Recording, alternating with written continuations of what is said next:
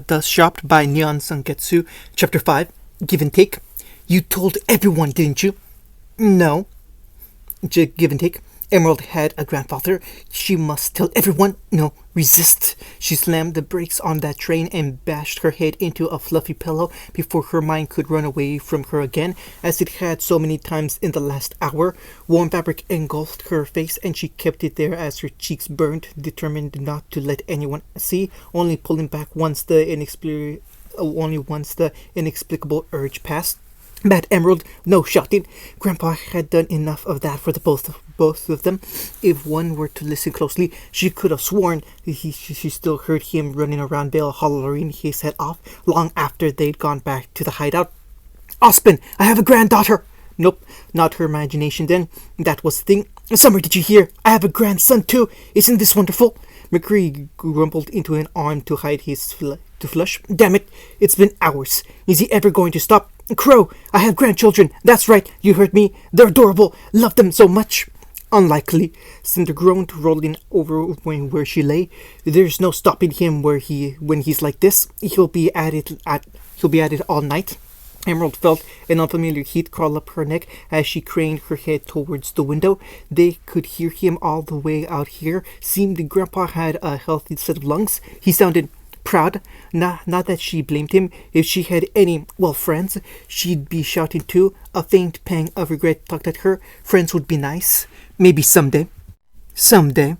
The one-time urchin gave her head a massive shake, trying to dispel such thoughts, but it was no use. Family, the word, the very concept, had already taken root deep inside of her heart. It refused to let go. Something had awakened in her. Never in her life had she wanted something so badly, and never known until she received it. Any attempt on her part to dislodge such sentiment only made it dig in. She had a family. Just thinking of it drew a tiny smirk to her face. Before long, it became a smile, followed by a giddy grin, the sort she'd not worn since she was a little girl.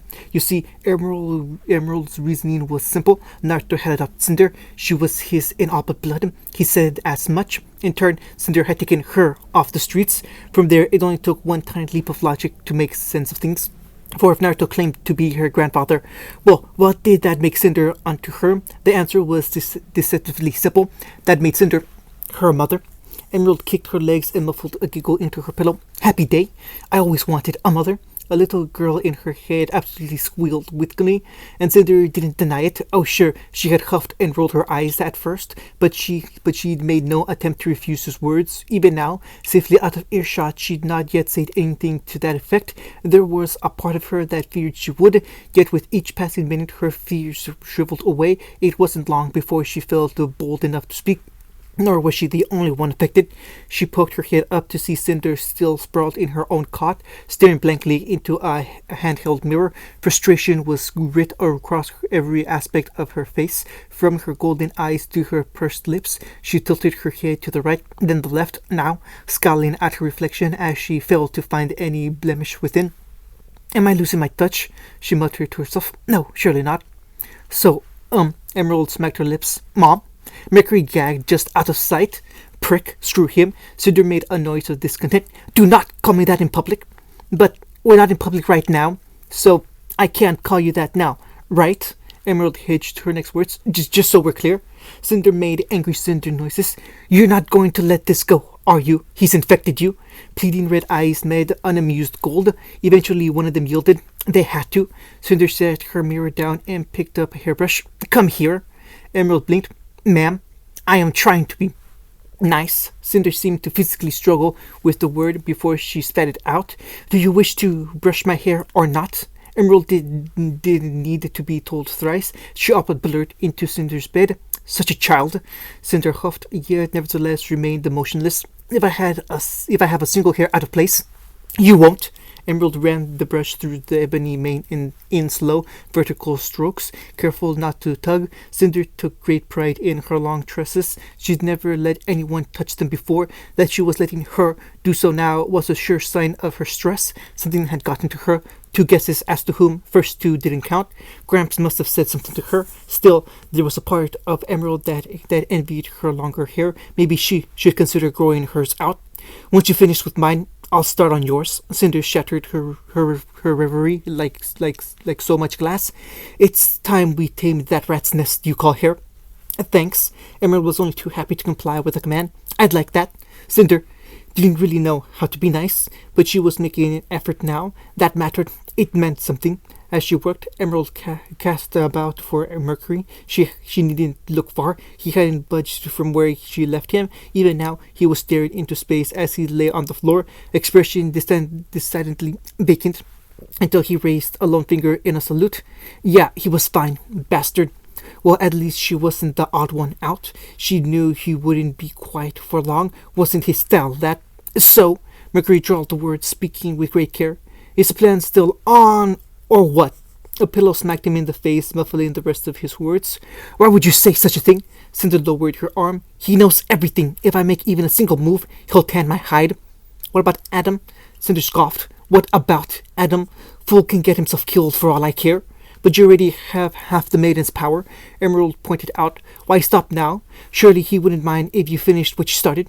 Golden Eyes regarded her over her shoulder. Yes, he would. He already knows. Emerald nearly missed the stroke. You told him. What choice did I have? Her mistress flung up her arms, an almost girlish flush in her face. It was that, or... What? Mercury scoffed. Did dear old daddy threaten to spank you or something? Cinder didn't say a word. She didn't have to. Her expression was telling. Mercury toppled back, howling with laughter. Emerald bit her lip to stifle a giggle. Best grandpa ever. Naruto's exhaustion was heard halfway around the world. I have grandchildren! Ruby considered herself a good girl. She did good things, fought bad people, and definitely didn't eat cookies before bedtime. Alright, she fudged that last bit. 2 out of 3 wasn't bad, right? And yet, one little screw up, a single good deed gone wrong, and her life was thrown out of whack. Life had been good, life had been simple. Now she found that life tore in 3 different ways, trapped between her coursework, the responsibility of being a team leader, and now her first job. She was only 15, for crying out loud. Too much. Jeez, she grumbled to herself. You break one window and they throw the book at you. It wasn't that she disliked working for Naruto, she just didn't know the first thing about running a shop. Emphasis on running, her body flitted to and fro, a whirl of red cloth and petals as she went about her work. Naruto had forbid her from running the till, claiming she was much too young. Ruby was grateful for that. Really, she was. She'd only just patched things up with Weiss a few days ago. Anyone outside that close-knit circle of friends and family would have proved far too difficult to interact with. No, sir, she wasn't ready to deal with customers yet. Nope. Unfortunately, that meant most of her tasks were menial ones by default. Sweep the floor, stock the shelves, sort the dust, that kind of thing. Was it wrong that she enjoyed the latter? Just a little. Sparks' explosions was larger on the inside than it seemed from without. Most of its back rooms consisted of towering shelves, each level labeled with an appropriate sealed container. It was here that Ruby spent most of her time, flitting to and fro like a hummingbird. A few cases had been knocked askew by the last battle, scattering their contents across the floor. Really, it was a miracle none of it had exploded. She suspected that had something to do with the mixture. Naruto had mentioned something about his dust being tamper-proof. There were so many different kinds here, even combinations she'd never seen before. She discovered one such stray crystal on the floor, a fist-sized jewel red as her namesake. Pale fingers picked it, held it between her fingers. She tilted it a little, grinning as it caught the light. Pretty. Even she could see there was something special about this blend. It was there in the way it shimmered, pulsing in her grasp like a tiny heartbeat, almost as if it were happy to see her, like it recognized her. She shook her head, dispelling such thoughts. Don't be silly. Dust was just dust and nothing more. It wasn't alive. It didn't have feeling. It certainly wasn't conscious, right? So why did Naruto call it chakra dust? Did the name mean something? Now where the heck did you go? Silver eyes slitted left, then right, searching for its matching case. Red meant fire dust, so that meant it was probably on one of the upper shelves. Be careful back there, Naruto called from the front of the desk. Let me know if you can't reach anything. Ruby fumbled with the crystal for a moment, narrowly catching it. Okay, Her eyes caught an empty case on an upper level. She hopped in place, straining for it. Her fingers brushed the ridge outline of the case, unable to get a good grip. Ladder? Who needed a ladder? When she needed, she didn't need a ladder. She was a big girl. She'd do this by herself. Do no help for her. No siree. Her brow forward, just a little more. Can't reach. I've gotcha. Her heart skipped a beat as a strong hand settled under her shoulders and scooped her up in the air. They lifted her as a father might his daughter, hoisting her with ease. Eep! She flailed for a moment, startled as having been caught out, but only a moment. Determined to see her task through, she reached the rest of the way and thumped the crystal into its padded case. It slotted in with a soft click. Then those strong arms reeled her back in, settling her down the floor once more. Thanks, she muttered, unwilling to meet his eyes. Don't worry about it. Naruto sauntered back the way he'd come with a merry whistle, leaving Ruby with her thoughts. Holler if you need me. Ruby stared after him, gone red in the face. She wasn't stupid. She'd seen the old photos back at the house, noticed the way Mom looked at them, those whiskered cheeks so much like her own, yet with 3 marks instead of 2, and the way he acted around her. Well, that was a dead giveaway. Could he be? Was he? Ruby wanted to believe. Really, she did. She knew so little about her father. Mama had said he was something of a free spirit, but any other details were sparse. Unbidden, her mind flitted back to their first meeting, when she'd met that night during the robbery. He'd been surprised to see her, shocked, as if he didn't even know she existed. What kind of parent was that? Had things really been so bad between him and Mom that they hadn't talked for 15 years? Neither had outright said anything to her about it, which left her uncertain, and in that uncertainty, a thorn of fear caught at her heart. Just who was he, really? The door chimed once, heralding another customer. Welcome, welcome. Naruto's voice was warmth and friendliness personified. What can I get you? Oh, his words frosted over, going from sunny to glacially in an instant. Look who the cat dragged in. I could say the same of you, a sharp, almost nasally voice intoned. To think I'd find you here. Ruby scuttled out of the back and peeked halfway around the corner. There was someone there, all right, but he didn't much look like a customer. If anything, he reminded her of one of those solicitors that used to pester them from the move out patch, the kind that wouldn't take no for an answer. Clad in a crisp white suit with a bristled snow white mustache and hair to match, he was every bit a businessman through and through. His eyes were chips of wintry ice, Weiss at her best. Wait, why did I think of Weiss? There he stood, flanked by no less than 10 men, each wearing a pale blue suit of their own. They didn't look like good men. I understand you struck 2 of my employees. Their leader's voice was crisp, almost nasally. May I ask why? A faint smile creased Naruto's lips. I wouldn't say struck, Jackass. You know what you did. Do I? The blonde tilted his head just so. I'm afraid I haven't the foggiest idea what you mean. You shoved a man's head up. Right. The whiskered warrior snapped his fingers. I remember. Those 2. They started it. His smile gained an edge. Just as Roman started this mess. Seems everyone wants a piece of me these days. Ruby perked up. Roman? Torchwick had tried to rob this place, but still, in any case, it doesn't matter. Naruto's resonant voice snapped her back to reality. We both know you don't care about your lackeys. No. And here he shook his head. You're here because I gave you an excuse. That's all you ever needed. I suppose you think you're clever. Jackie sneered. Don't you? Ain't hard when dealing with ya. The shopkeeper hummed. Weiss didn't get her brains from your sorry hide. Jackie spat at his feet. Filthy cur. Naruto's rejoinder proved just as swift. Arrogant little shit. Ruby muffled a squeak behind her palms. This was Weiss's dad. Oh gods. She thought the name sounded familiar. Jackie Shanim, head of the SDC, richest man in the world. What was he doing in Bell? An awful pit opened in her stomach, and she had a bad feeling about this. An awful, terrible feeling. Jackass confirmed her fears a moment later when he pulled a piece of paper from his jacket. 3 rapid steps carried him to Naruto's desk, where he thumped it down. I'm here to shut you down. Blue Eyes traveled to the documents in question. As of today, the SDC owns this entire city block. Your shop is included. Well, she certainly had her answer now. Naruto blinked once. Oh, you think so, Jackets? Insolent cur. A hand struck his face. You think you're so big? a blonde brow quirk framing a devilish grin. Your wife certainly thought so. Oh, the world fell silent, and then, you dare! Ruby's yelp was concealed by the man's roar. Oh, I dared plenty. Naruto's smile was nothing short of smug now, the sort Yang wore when she pulled off a particularly clever pun. Up, down, sideways. When the stunned businessman didn't answer, he only laughed at him. Still don't get it? The smugness in his smile was so thick, Crescent Rose could have snapped upon it. We did the horizontal dance. His fingers wigged in a lewd motion anyone with half a brain would have recognized. I bonked her brains out. She screamed my name. Jackass reeled back on his heels. When? Where? How? Now there's a proper question. Naruto tilted his head a fraction of a degree to the right. How old is Winter again? Jackass turned an alarming shade of puce. Ruby would have giggled if she weren't so terrified. Surely I would have noticed. You would have, Naruto conceded with a nod, if you were even a remotely decent father.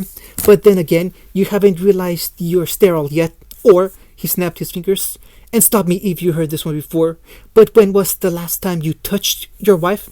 That's absurd. Jackie's brow shot into his hairline. That is... He fumbled for words and failed to find them. What have you done to me?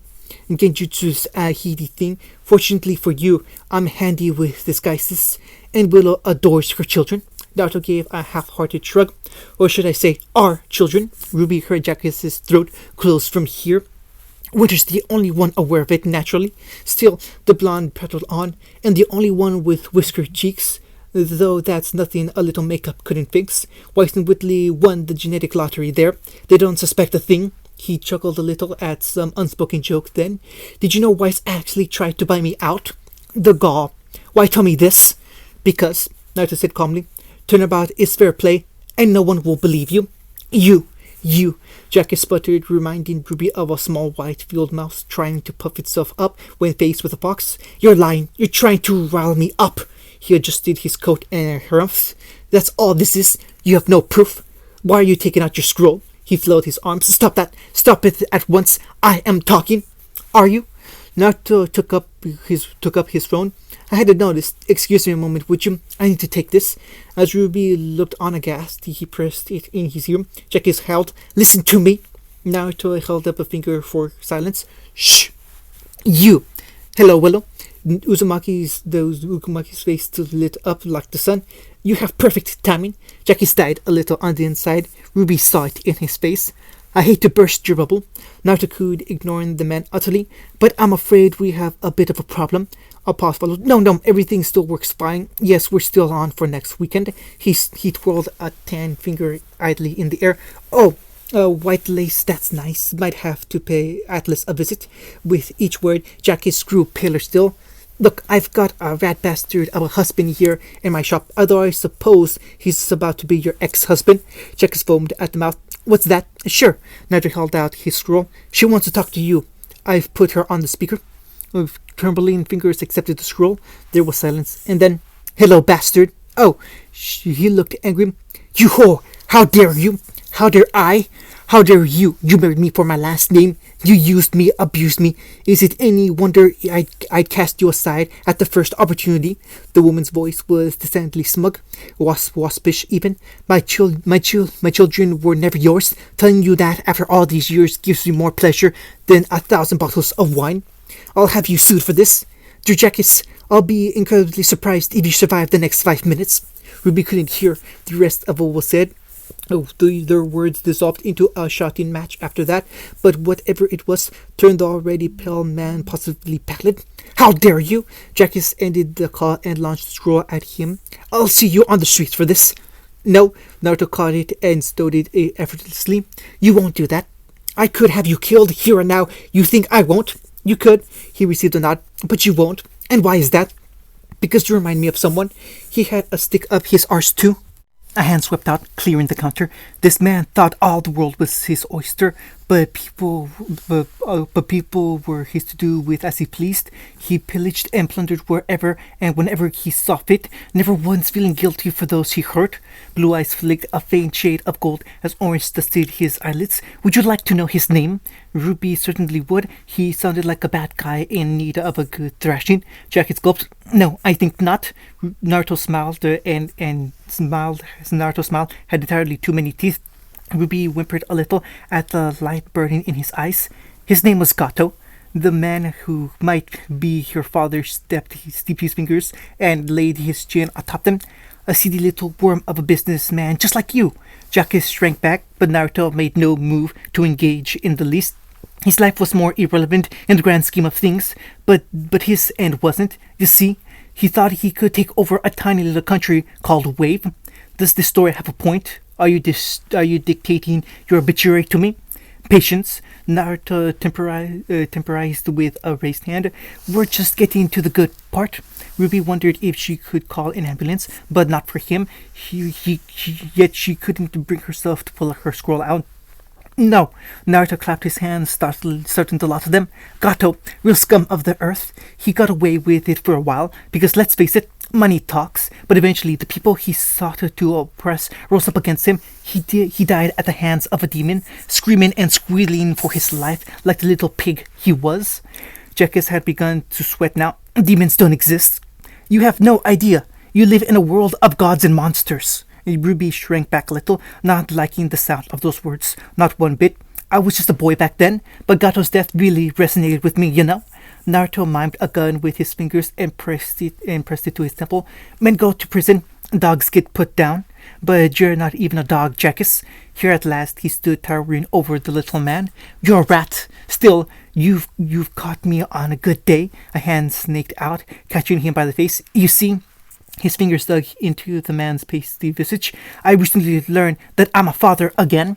So for the sake of the very naughty daughter who's been watching us for the better part of 5 minutes now, Ruby squeaked and ducked out of sight. Busted. And wait, how had he just called her his? I'm going to give you one chance to undo your mistake. With her line of sight denied, she only had their voices to go by. Leave Atlas, leave Willow. She heard Naruto release Jackus, heard the spindly little man all but stumble back. Renounce all claim to the Shnee name and go into hiding. Do that, and I'll let you walk out with your dignity intact.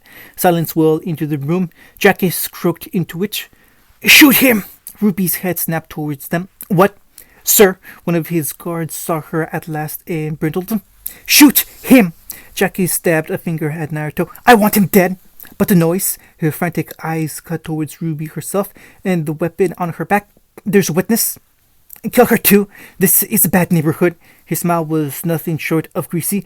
We'll blame their deaths on the White Bang or such shame. For the first time since she'd met him, Naruto stopped smiling. Very poor choice of words there. I'll have to tell Kali. What the hell is a Kali? Naruto's smile returned tenfold. A story for another time. It was the straw that broke the camel's back. Shoot him! Shoot him now! 10 pistols barked in seamless unison. 10 bullets met empty air. 10 men screamed as Naruto Appa materialized beside the nearest gunman, swept the man's legs, caught him by the collar as he fell, and swung him around like a flail into his fellows. Bones cracked horribly, smashing several of them aside. One particularly unlikely grunt crashed through the recently repaired window, shattering it once more. Ruby made a keening noise through her teeth. Not again. Naruto's voice overrode it with a mighty bellow. Damn it! I just had that thing fixed. Stop blowing holes in my shop. You're the one hitting me. He whirled just as the others reloaded, effortlessly interposing his captive's body between him and harm's way. The poor thug bucked in his grasp as hot dust seared into his body, yet failed to penetrate. The blonde grinned and bowled forward with his impromptu shield. Clammed fingers closed around another's weapon, yanked it from his grasp, and turned it on him. Remember that bit when I said that I consider guns uncivilized? The harsh click of a round entering the chamber filled the room. I lied. The dust pistol barked twice, felling its former owner. He wasn't alone. Banzai! Kurama crashed down from the second floor, flattening two more despite his slight size. The poor gunmen struck the floor with a dry wheeze, even as their compatriots drew bead on him. That was all Ruby needed to see. She dove in with a yell, scythe swinging, crescent rolls became a hurricane of crimson, mowing them all down. With so much wheat from chaff, it was all downhill after that. Even as she caught them with the blunt end of their weapon, sending them crashing into the street, she heard the harsh crack of a weapon and knew that the rest had fallen. Fools! You'll never work in Atlas again! Jacques fumbled for a pistol in his coat, only for his faltering fingers to fail him. Blast it! Just you wait, I'll show you! I'm tired of waiting, of seeing people be unhappy. Naruto caught him by the throat and wrenched him down, splintering the floor with the sheer impact. You took that happiness from Willow. Now I'm going to take something from you. How's your dignity sound? Jackie thrashed in his grasp as he looked on. You rue the day you crossed me. An open palm cracked across the Shinigami's face. Say it. No. Naruto slapped him again, denting his face. Say it. Brr. Another smack sent teeth flying through the air, punctuated by a squeal. Naruto struck him again, followed by a fifth blow. Sixth, seventh now. I can do this all day, Jacques. Ruby was tempting to let him. She stood by with arms crossed. I'm sorry, Jacques wailed as an eighth backhand rocketed his rapidly swelling face, lisping through hideously bruised cheeks. Forgive me. I can't solve the contact. Amara! Naruto's brow furrowed. I think not. I'm not done with you yet. A ninth blow sent the wretched spiraling into unconsciousned. Naruto released him then, to which Jackie struck the ground with a dull thud. He didn't rise again. Just like that, silence pervaded the shop. Ruby did in, feeling every bit a naughty child, knees twisting to and fro with thinly veiled anxiety. Crescent Rose collapsed into its portable form on her back. Even that noise seemed to echo in the quiet that followed. So, she swallowed once. What you said? Naruto perked up, more reflex twitch than anything else.